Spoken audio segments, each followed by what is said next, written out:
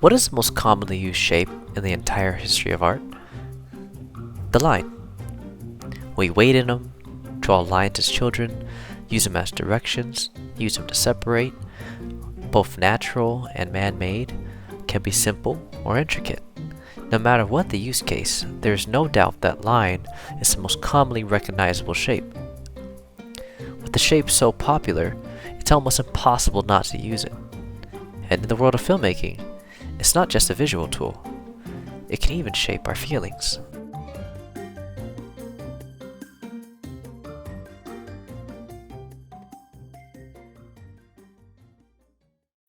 Compositional tools are a method of arranging elements in art pieces that guides the viewer's eyes and gives the piece more meaning. In this particular video, we're going to be looking at one technique, using lines. Line is the most basic and most powerful compositional technique because before we recognize shape, color, or even subjects, we recognize direction. And that's exactly what line provides. As a compositional tool, line is used to direct the viewer's eyes as to where to look at in the art piece. In film, it's directing the viewer's eyes as to what's important for the scene. Take a look at this scene, for example. In this scene from Insomnia, we're seeing our main character walking down a hallway. Here, you can see the line from the edges of the walls to the ceiling itself, leading the viewer's eyes to the center of our frame, telling us where our character is going, who is the center of attention, and where we should be focusing our attention at in this scene.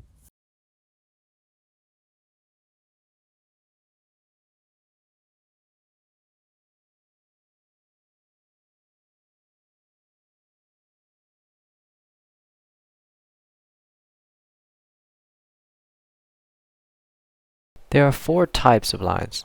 The first one are vertical lines. Because of their direction, they feel tall, rigid, unmoving. These lines suggest strength, power, and dominance. Think like buildings or trees. Because they extend upwards to the sky, they often give a sense of authority or control. Take a look at this scene from The Dark Knight Rises.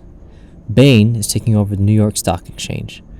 As the police cars roll in, the upward vertical angles of the building show Bane at a higher, strengthened state. When the camera reveals Bane back in the stock market, you can see the pillars rising up to the top, showing Bane's elevated status. The second line are horizontal lines. These lines represent stability and physical balance. Think about how a table sits flat, or the horizon stretches across the frame.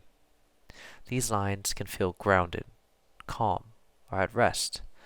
They create a peaceful or stable mood. Take a look at this scene from James Bond. 007 is meeting Q, his new quartermaster. They're meeting inside a museum. The picture frames and the benches that they are sitting on all represent balance and stability using horizontal lines. This is in contrast with their characters, where James is more action-focused and Q is more strategical. Line is used in a more meaningful way by showing the two characters having a balance in the field, working together. Bloody big ship. Excuse me. 007. Diagonal lines are actually the opposite. Diagonal lines suggest tension, instability, or movement. Curved lines is our last type of line. Curved lines are more natural, fluid, organic. All of these lines do more than just organize the image. They control how we experience the scene. As we mentioned before, vertical lines help make a character feel powerful, where horizontal lines can help feel stable in a scene. Diagonal lines are used to create tension and unease, and while curved lines create a sense of movement and flow. How would you use line in your own shots? Consider this. Look for lines in your environment around you. Decide what emotion you want to create for the scene that you're trying to make. Adjust your camera angle to make sure you emphasize the element that you're trying to show. Line is one of the most simplest tools in composition, but when used intentionally, it becomes very powerful. If you can control the lines in your frames, you can control how the audience feels.